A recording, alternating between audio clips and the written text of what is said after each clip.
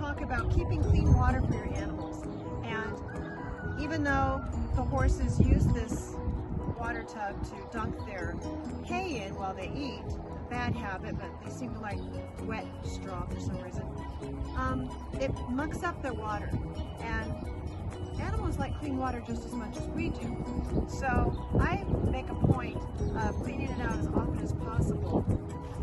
And nothing works better than a good old toilet brush. Buy a fresh one, of course. And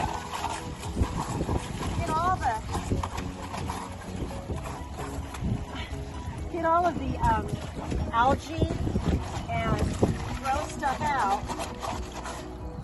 And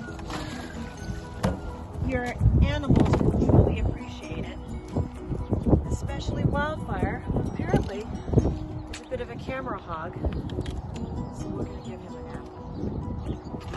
Yeah, fresh water for animals is important. We talked about it with chickens before, and even though my husband says they'll drink anything, I think they like the clean water.